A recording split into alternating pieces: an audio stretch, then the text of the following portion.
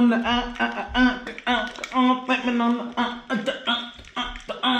Welcome to JermaineAuNatural. I am Jermaine Ryan.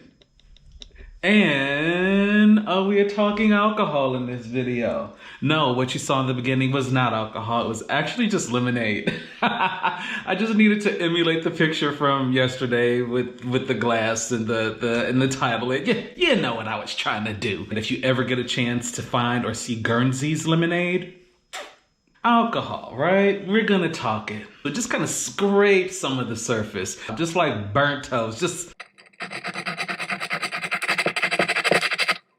scrape.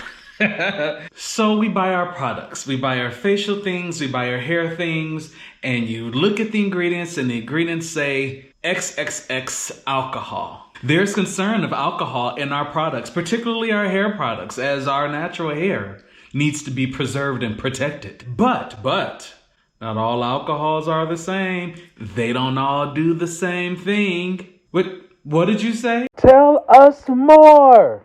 Well, let me oblige.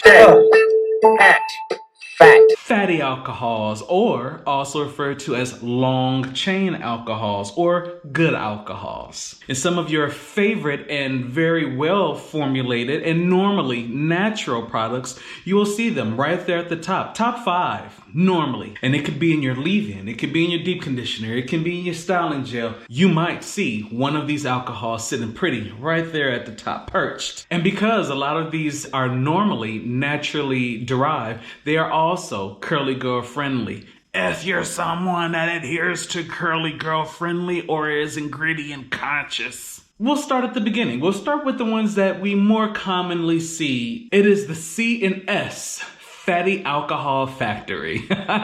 Cetyl and sterile alcohols. Cetyl and sterile alcohols are derived from either palm, cocoa, or vegetable oils. Now back in the day, they were pulling this from whales. And because they were pulling this from whales and it was originally derived from whales, the Latin pronunciation of the word cetyl was cetus, which literally meant whale. But we don't do that anymore, right? We're more conscious. We're no longer killing the whales. That's inhumane. We save the whales now. We no longer kill them. Especially since I know what I'd be, a whale. I love whales. We definitely don't kill them. So again, what they do. Both of these fatty, long chain, good alcohols, when added to our products that contain both water and different oils, what this does is that it takes those two things and it keeps them from separating. Hence the word that you may often see when reading about some of these things, emulsifier. So without the aid of these good long chain fatty acids to bring the water and the oil together, you're basically doing a oil wash. What is oil washing? Wetting your hair with water and then dumping oil on it. Don't ask me who called putting oil and water that don't mix together on your hair washing. It was a thing. YouTube it. It was a thing.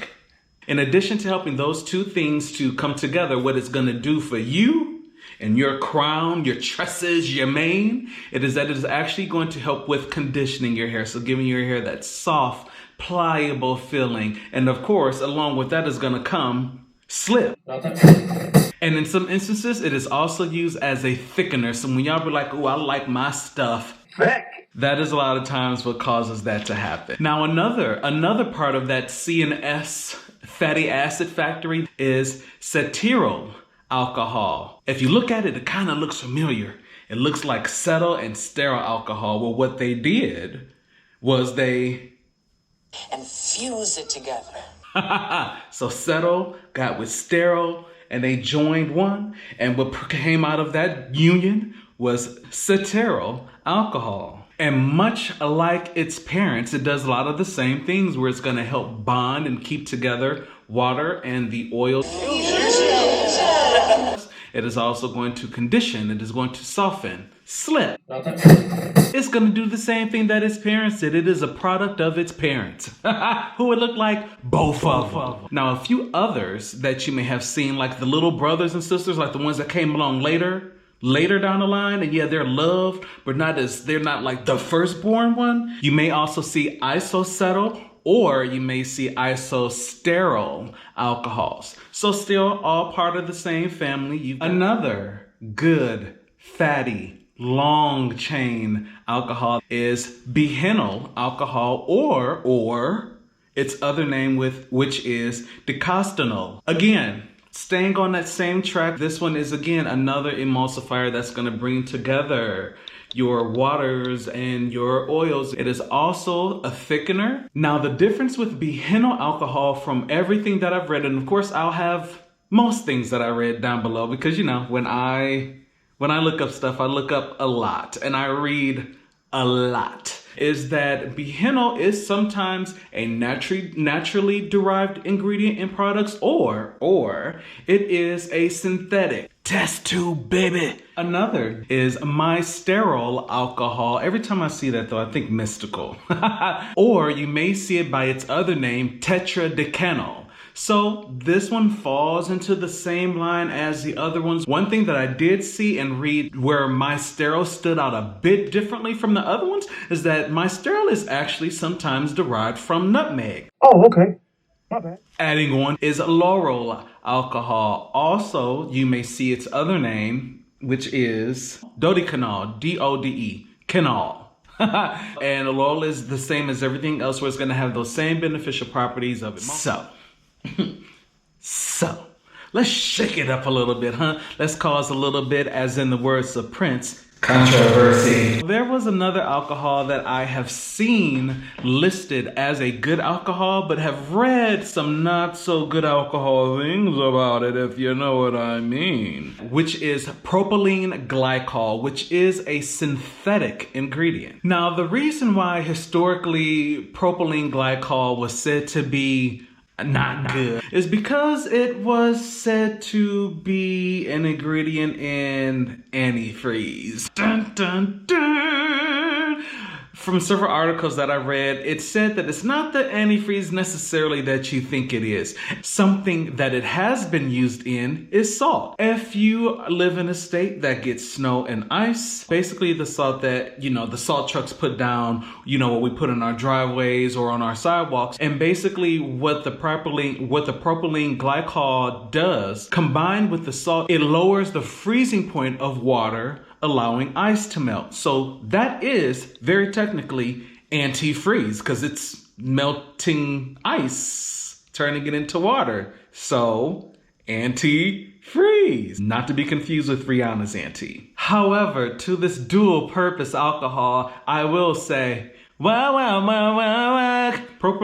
glycol, despite that antifreeze scare, it actually has been deemed safe by both the European and the US FDA. And as we all know, in the EU, their standards for the ingredients are a lot more stricter than here in the US. So for them to deem something as okay, kind of does say something. Because what you will know is that it actually is going to act as a humectant. So it is one of those ingredients that is going to draw moisture from the air. Now, it is March. It is starting to warm up. In some of our states, like here in Detroit, it gets humid. These Great Lakes don't be playing when it comes to humidity. It gets humid. And I'm sure a lot of the coastal states feel this as well. So looking at your ingredients and seeing exactly where propylene glycol falls might be something to kind of keep an eye on, because you don't want your hair to be frizzy. Then something that's going to draw moisture from the air into your hair is going to make it frizzy. If you're somewhere where the heat is a little bit more dry, then this may lean a little bit more in your favor. Now, another thing that makes propylene glycol interesting is that it's actually found in a lot of foods. It can be found in a lot of cake frostings that you buy from the store. It's found in a lot of different salad dressings, candies, baked goods, vanilla extract, which if you're a baker, y'all know I bake. It's in there. Almond abstract, it's in there too. It's a lot of times is used to help to maintain the moisture in a lot of baked goods and a lot of different foods. And it also helps to maintain flavors longer. I love this. There is another alcohol that has a similar name. That is the one that is toxic. That is ethylene glycol. And if you look on the back and you see ethylene, Eveline, let's compare it that way. If you see ethylene, aka Eveline glycol, then that's not the one that you want. That's the one that's in the antifreeze that go in your car. So stay away from ethylene, Eveline's other sister. Of course, like I said, I'll have stuff linked down below so you don't have to take my word for it. And to wrap up the good ones is benzyl alcohol. This one also has a bit of controversy behind it because benzyl alcohol is also another naturally derived alcohol, typically derived from fruits, and from what I also read, sometimes it is derived from teas.